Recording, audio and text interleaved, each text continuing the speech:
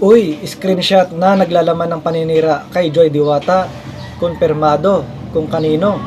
At Rhea Mix Vlog, kapatid ni Joy Diwata, may mabigat na paalala sa taong naninira kay Joy Diwata. Ayan ang pag-uusapan natin.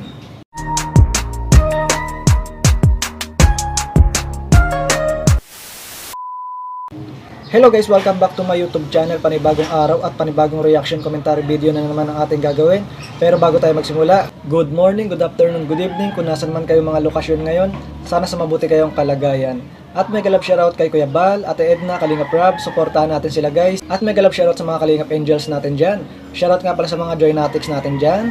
I Love Joy International, mga ka-Jomcar, Mick Chris, Edsy. Supportahan natin guys ang mga Kalingap Angels. At may galap shoutout kay Presbyrador, may galap shoutout kay Sir Jubilito, Teacher N, Direk Noelsa. Suportahan natin guys ang mga Kalingap Reactor. At may galap shoutout kay Ma'am Anarita Reyes. Suportahan natin guys, napakabuting tao niyan. So guys, iniimbitahan ko kayo na mag-subscribe sa aking munting channel para naman lagi kayong updated sa aking mga reaction commentary video. So ayun nga guys, pag-usapan natin, screenshot na naglalaman ng paninira kay Joy Diwata. Ito na nga guys, naglabas ng sama ng loob ang kapatid ni Joy Diwata na si Rhea Mix Vlog. At ito nga, may mabigat na paalala sa taong naninira kay Joy Diwata. Pero bago tayo magkomento, panoorin muna natin itong video ni Miss Rhea Mix Vlog. And sa'yo, sa mga sinabi mo tungkol sa kapatid ko, nakarating yun sa akin. Hindi ako mag-name drop. Gusto ko lang malaman mo na alam ko yung mga pinagsasasabi mo. No? Na hindi porket nanahimik kami kasagsagan ng issue, pwede mo nang gawin sa amin. Gawin sa amin yung mga ginagawa mo sa ibang tao. Hindi mo yun pwedeng gawin sa amin at itigil mo na yun. Kung naka-encounter kayo ng gantong tao, pag napapansin nyo na yung isang tao ay mapanira ng kapwa nila, huwag nyo nang ituloy yung pakikipag-usap dyan kasi nga, hindi rin naman maganda yung mga pinagsasabi. Saka ma-influensyahan lang kayo ng mga ganyang tao. Nakakatawa ka. Grabe ka manira. Saka, alam mo ba, hindi lang pala hindi lang beneficiary yung may wakwak, pati sponsor winawakwak na din. Hindi ko alam kung gawain niya, sanay na sanay siyang ganyang gawain niya, pero hindi kasi maganda yun. Saka, hindi naman, lang to sa'yo, parang sana matuto ka na na hindi lahat na nakakausap mo, pwede mong siraan yung ibang tao dun sa kausap mo. Kasi nga, paano kung bumaligtad yun? And ganito nga nangyari, nakarating naman sa akin yung mga pinagsasabi mo dun sa ibang tao, tungkol sa kapatid ko at tungkol kung kani-kanino. Paano ka na? Paano kung yung conversation nyo ay ikalat niyang kausap mo? Paano yun na yung career mo? And alam naman ninyo lahat na wala kaming masamang sinabi sa'yo, wala kaming pinakitang masama sa iyo. Pero at the end of the day, ganun pa rin yung masasabi mo sa amin. Para saan? Para ano?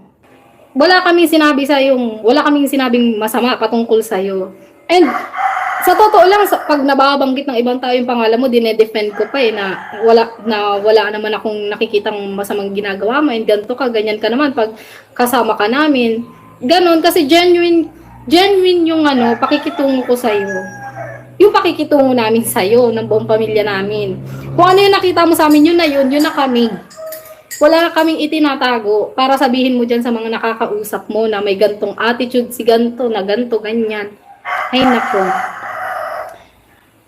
And sa mga, yun lang sa mga nakakausap, para sa'yo to na huwag kang magtitiwala sa mga nakakausap mo at iwasan mo na manira ng tao kasi nga, hindi lahat na nakakausap mo talagang mapagkakatiwalaan mo. Paano kung explore kanyang mga yan, sira ang karir mo. Yan, be mindful sa mga ginagawa natin at sa mga sinasabi natin patungkol sa isang tao kasi hindi naman yung ibang tao masisira mo. Ikaw din sa sarili mo, sinisira mo yung image mo. Sila lang talaga gumawa ng issue. Grabe nga ang ginawa niya sa kapatid ko. And ikaw grabe yung pagbaligtad mo ng binaligtad niya yung issue. Binaligtad niya, basta binaligtad niya yung yung sitwasyon na parang si ganto ang may ganto, ganyan. Ay, nako. Nakakatawa ka. Parang kahit kung ibang tao ako tapos marinig ko yung mga sinasabi mo, matatawa na lang ako sa'yo. Lalo na kung alam na alam ko na hindi naman ganun. So yun nga guys, napanood natin ang live video ni Miss Rhea Mix Vlog. At grabe talaga no, hindi talaga tinatantanan si Joy Diwata ng mga taong naninira sa kanya. At mabuti na lang to the rescue itong ate ni Joy Diwata. So mabuti na lang din na may channel itong ate ni Joy Diwata para ipagtanggol si Joy Diwata.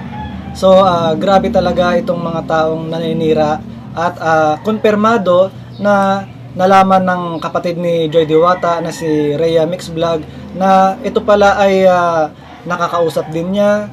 Yun pala binabackstabber si Joy Diwata. Kaya tama yung sinasabi ni Rhea Mix Vlog na huwag magtitiwala. Lalo na dito sa social media, marami talagang ganyan na kaharap mo ay malaanghel pero pagtalikod malademonyo. So, lesson learned din yan sa mga taong may mga nakakausap, lalo na sa mga GC-GC at kumukuha lang ng impormasyon. So, magandang paalala yan para sa lahat. So, hindi talaga tinatantanan ng mga taong may inggit sa katawan si Joy Diwata at pilit na hinihila pababa si Joy Diwata.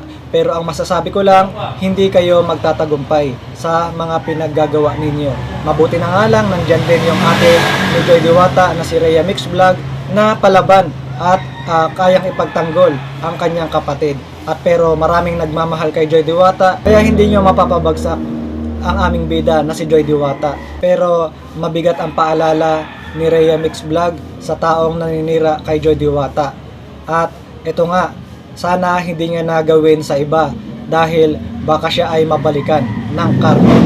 So itong naninira kay Joy Diwata, ito ay nangihila pababa kay Joy Diwata at gusto siyang pabagsakin. Pero mabuti na lang nalaman agad ito ng kapatid ni Joy Diwata para mapigilan. So ang masasabi ko lang dito sa taong naninira kay Joy Diwata, hindi ka magtatagumpay. At pilit nyo man hinihila pababa si Joy Diwata, hindi kayo magtatagumpay dahil maraming nagmamahal kay Joy Diwata. Nandyan din yung kapatid ni Joy Diwata na handang ipaglaban ang kanyang kapatid na si Joy Diwata. At syempre, yung mga nagmamahal kay Joy Diwata ay nandirito lang. So mabigat yung paalala ng kapatid ni Joy Diwata na si Rhea Mix Vlog na wag basta-basta magtitiwala sa mga taong nakakausap sa social media dahil yung iba ay kumukuha lang ng impormasyon at ikaw ay sisiraan patalikod. So totoo naman yan, dito sa social media maraming ganyan, kaya dapat mag-ingat. So sa taong naninira kay Joy Diwata, hindi ka magtatagumpay dahil maraming nagmamahal at handang ipagtanggol si Joy Diwata. So ayun lang guys ang aking reaction video for today. Thank you for watching.